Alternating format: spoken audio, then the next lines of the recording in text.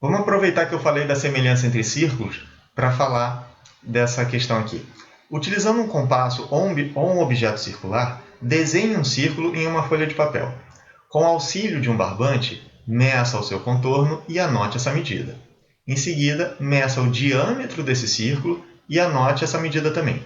Finalmente, calcule a razão, contorno dividido pelo diâmetro. Então, eu vou usar os poderes aqui do pente para fazer um círculo perfeito. Tá? Infelizmente, ele não me informa aqui onde está o centro, mas eu vou tentar fazer no olhômetro aqui. Né? Se você fizer com compasso, você vai ter a marquinha do centro. Se você pegar... Deixa eu mostrar aqui. Se você pegar um objeto circular qualquer... Bom, esse por acaso tem a marquinha do centro também, né? Deve ser o centro. Mas tem como ver com uma régua, né? Tem como identificar. Então, beleza. A próxima coisa é, com auxílio de um barbante, meça o seu contorno. Então, vou pegar um fiozinho de barbante aqui, qualquer, tem que ser grande o suficiente, claro, esse aqui talvez não seria. E aí, coloco ele sobre essa figura aqui, tentando ser o mais perfeito possível.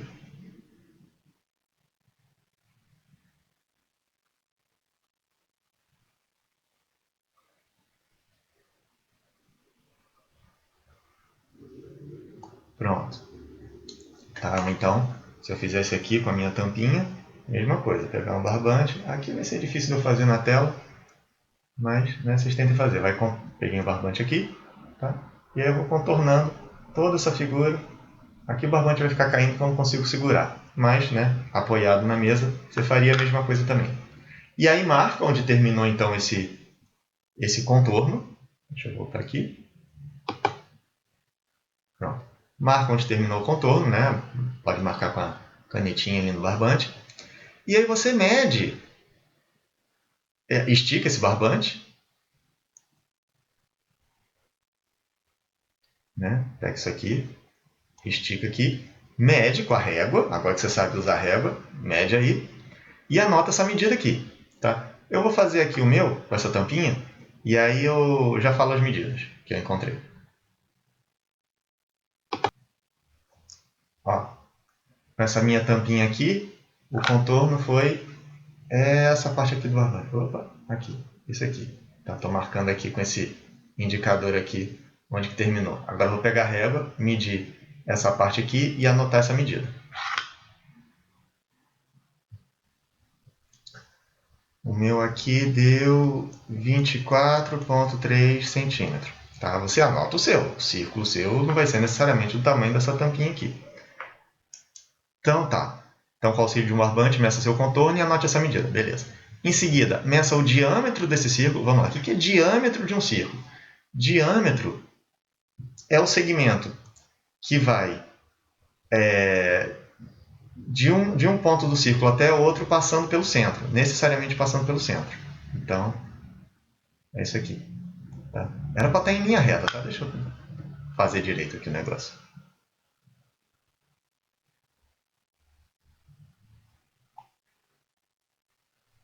Pronto. Aqui eu tenho o diâmetro. Então agora eu vou medir o diâmetro dessa minha tampinha aqui. 7,9?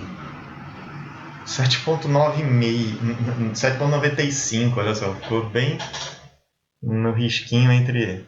Ah, vai ficar difícil mostrar aqui, não vou mostrar não. 7,95. É tampinha de requeijão, então se vocês tiverem tampinha de requeijão, vai ver que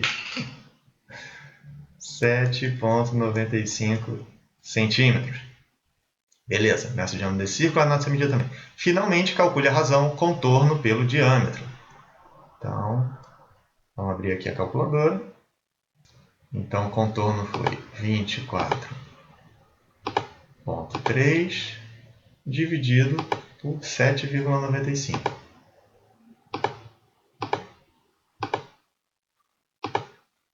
3,056. Então, com duas casas decimais, é 3,06. Contorno dividido pelo diâmetro. No caso aqui,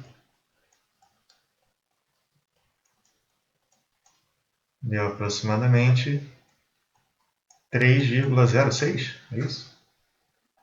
Muito bem.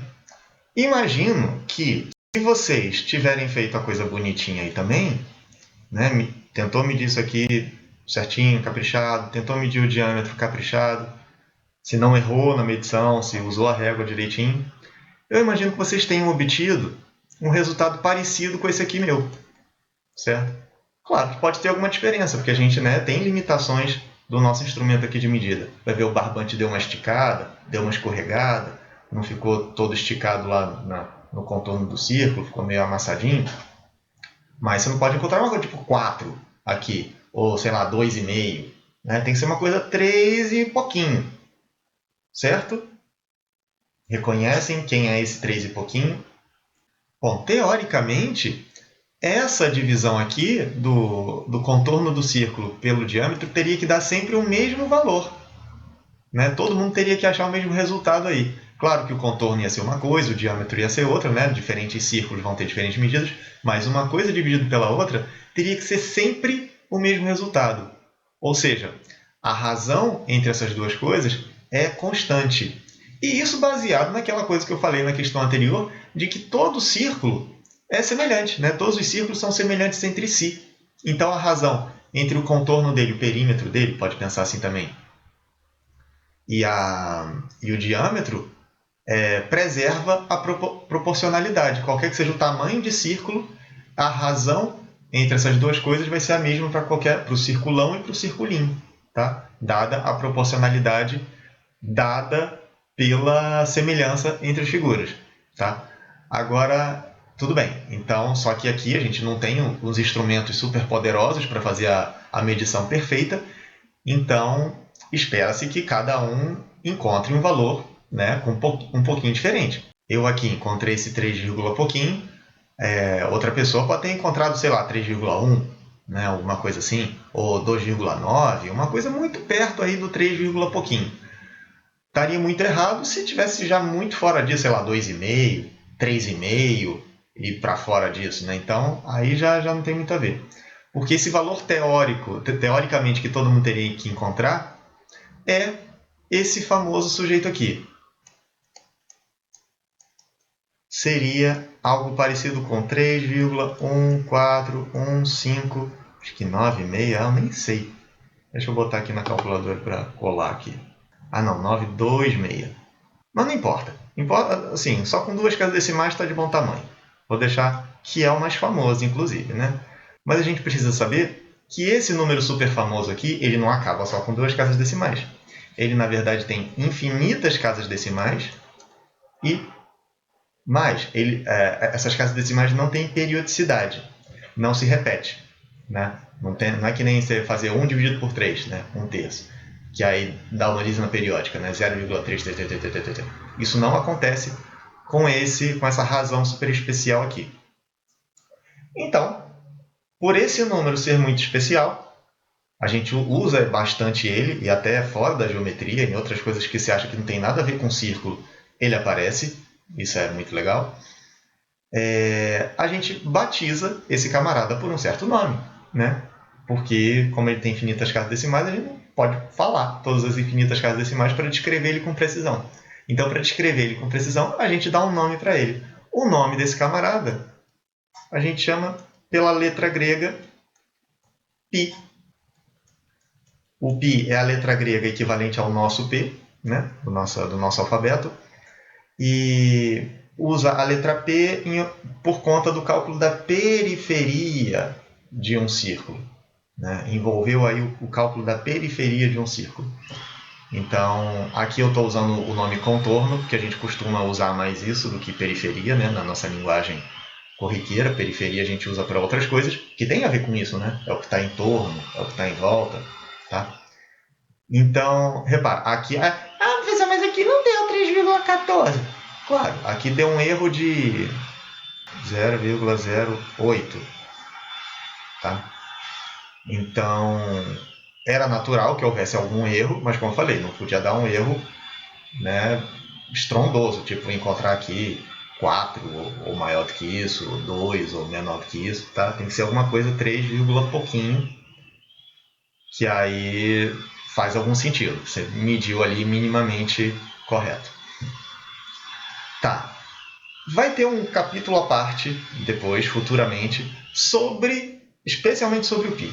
Tá? Não vou entrar nesse detalhe aqui agora, só estou mostrando que todo mundo conhece π, já ouviu falar de π alguma vez na vida, então estou comentando aqui de onde ele veio, certo? Mas como a gente chega nessas várias casas decimais que ele tem, como a gente sabe que ele tem infinitas casas decimais e que não se repete e tudo mais, tudo isso merece um capítulo à parte. Tá? Por hora, só vou mencionar aqui de onde ele vem, como é a notação dele e qual é o começo da expansão decimal dele.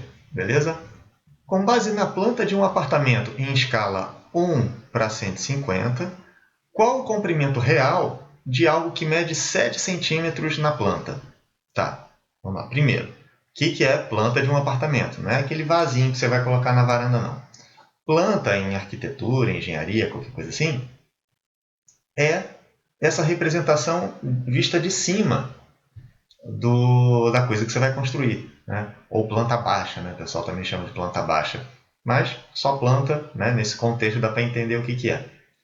Então, tem que ser uma representação que respeita as proporções daquilo que você vai construir. Né? Então, para, obviamente, ficar todos os... No caso aqui é um apartamento, né? Então, para ficar todos os cômodos ali encaixados. Senão, o banheiro vai ficar para fora do não sei o quê. Então, tem que respeitar todas as proporções aí. É como se fosse pegar uma foto de cima de um apartamento, né? Pronto, né? E reduzir, fazer uma cópia reduzida para você ver aquela imagem ali numa folha, num papel, na tela do seu computador, tá? Então, beleza, essa é a primeira coisa, o que é uma planta. Agora, o que significa esse negócio aqui? Escala 1, 2 pontos, 150. Isso aqui, na verdade, até está caindo em desuso, porque isso aqui é mais utilizado quando se usava muito planta impressa. Né? Hoje a gente vê tudo na tela do computador, então pode aumentar, dar zoom para cima, zoom a mais, zoom a menos.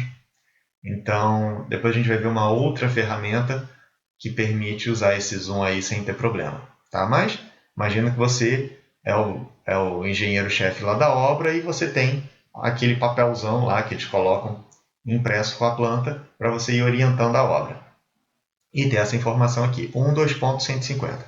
Isso aqui quer dizer o seguinte, está ligado à unidade de comprimento, né, para você fazer as medições ali do apartamento, da obra em questão. Então, isso aqui significa o seguinte, uma certa unidade de comprimento na planta equivale a 150 unidades de comprimento iguais àquelas que você mediu aqui na vida real, tá? A distância real. Então, e aí eu posso usar qualquer que seja a unidade de comprimento que eu quiser, desde que seja a mesma aqui e aqui. Então, pode ser 1 centímetro na planta equivale a 150 centímetros no real. Ou 1 milímetro aqui, 150 milímetros aqui, 1 polegada aqui, 150 polegadas aqui. Tudo bem? Então, sempre comparando o que está no desenho com o que vai ser no real, com o que vai ser construído. Beleza. Ou eu posso pensar, em vez de 1 para 150, posso pensar cada unidade aqui representa 150 unidades daquela na vida real. Tá? Então, essa é a vantagem de usar o 1 aqui, porque eu posso pensar no cada e aí facilita como fazer o cálculo. Já fica intuitivo. Beleza, então sabendo disso aqui, agora sim. Qual o comprimento real de algo que mede 7 centímetros na planta? Então, se eu estiver na planta dizendo que, sei lá, essa distância aqui é de 7 centímetros. Tá? A planta aqui, 1 para 150. Então, está me dizendo que cada centímetro equivale a 150 centímetros da vida real. Então, 7 disso vai ser 7 vezes 150 na vida real. Tá? Então, o que está sendo utilizado aí é o conceito de proporcionalidade. Né? Então, 1 está para 150, né? Aqui no desenho e aqui no real. Então, eu vou ter 7 para x, que é o que eu quero saber. Tá? Mas tem como usar daquela forma intuitiva que eu falei. Se cada centímetro equivale a 150 centímetros da vida real, então 7 desse aqui 7 desse aqui vai equivaler a 7 vezes isso aqui. Então, esse x vai ser 7 vezes 150.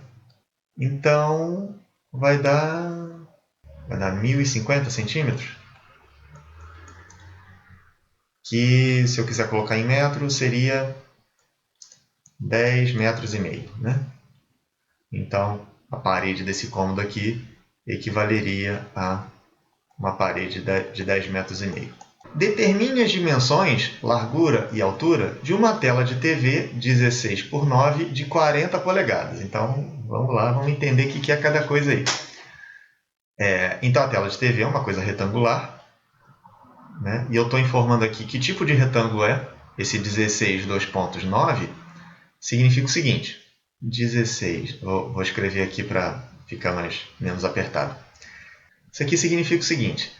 Esse 16 significa que, como o 16 é o maior valor aqui, então se eu pegar o maior lado desse retângulo e dividir em 16 partes iguais, tá? 16 partes, eu vou obter a medida do lado menor pegando 9 partes iguais a essas aqui. Tá? Então, aqui eu teria 9 partes iguais àquelas. Tudo bem?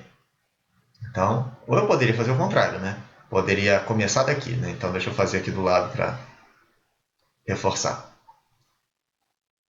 Então, tem aqui um retângulo, tá? 16 por 9, então vou começar do 9 agora. Então, como 9 é o menor valor aqui, ele está atrelado à medida desse menor lado do retângulo. Então, se eu pegar essa medida aqui e dividir em 9 partes iguais, deixa eu tentar fazer isso de verdade. Pronto.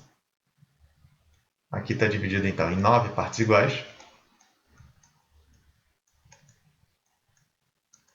E aí, para compor, então, o tamanho do lado maior, eu pego um pedacinho desse aqui, vou chamar uma unidade de comprimento, que tanto faz, tá?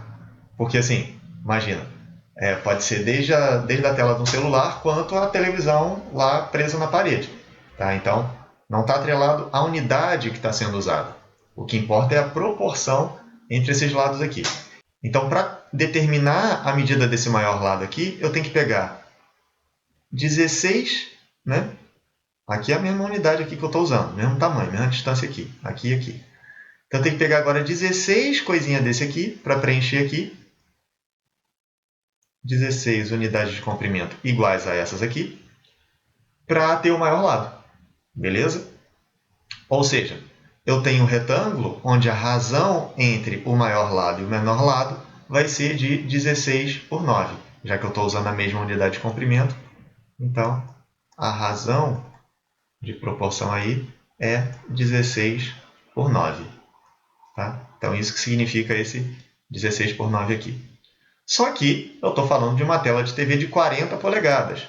Tá? Agora vamos lembrar, coisa que eu falei lá numa questão anterior, o que significa essa medida de 40 polegadas para tela de TV, tela de celular, tela de notebook, tablet, enfim. É a medida da diagonal. Tá? Então deixa eu traçar aqui.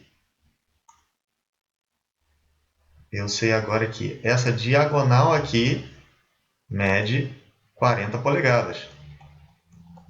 Tá? Com isso, tem como eu descobrir quanto vale esse lado e esse lado? Tcharam! Vamos lá. Agora, como que a gente resolve isso aí? Bom, eu não sei que unidade de comprimento que está sendo usada aqui. Na verdade, nem é para saber mesmo. Sabendo essa razão aqui, eu posso, na verdade, ter, sei lá, pode ser 16 polegadas por 9 polegadas. Né? Vai que a diagonal disso dá 40 polegadas. Não é o caso. Né? Mas poderia ser, sei lá, se eu multiplicar por 2 aqui, né? Gerar uma fração equivalente aqui, seria 32 por 18. Tá? A moral da história é que esse lado e esse lado estão sempre na razão 16 para 9. Né? Então, generalizando, o lado maior vai ser 16 vezes alguma coisa e o lado menor 9 vezes essa mesma alguma coisa. Então, vou usar agora essa informação nessa figura aqui. Então, ó, Vou separar aqui, vou destacar esse triângulo. É um triângulo retângulo, né? Já que foi cortado, aqui tem um ângulo reto. Então, eu sei que esse cateto aqui mede 16 vezes K. E esse outro cateto menor aqui mede 9 vezes K. Tá? Esse K aqui tem que ser o mesmo para os dois. Como que eu descubro? Eu vou ter que primeiro então descobrir esse K. Sabendo esse K, eu consigo descobrir quanto vale a altura e a largura da televisão. E aí, alguém tem uma ideia? Para resolver isso aqui, a gente vai ter que usar Teorema de Pitágoras. A gente conhece o tamanho da hipotenusa, tá? E conhece essa relação aqui entre os catetos. Então, eu tenho aqui que esse cateto ao quadrado mais esse cateto ao quadrado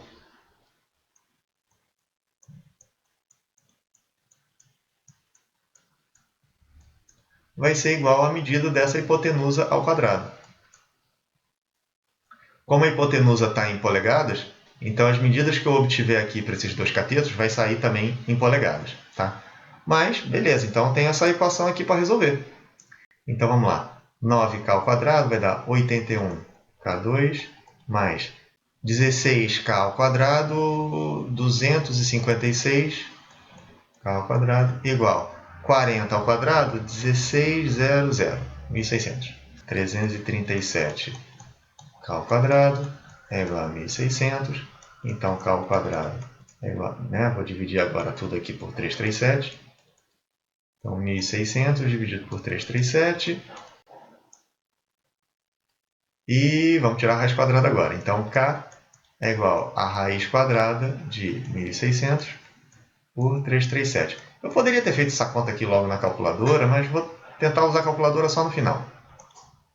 Aqui vai ficar raiz quadrada de 1600 dividido por raiz quadrada de 337.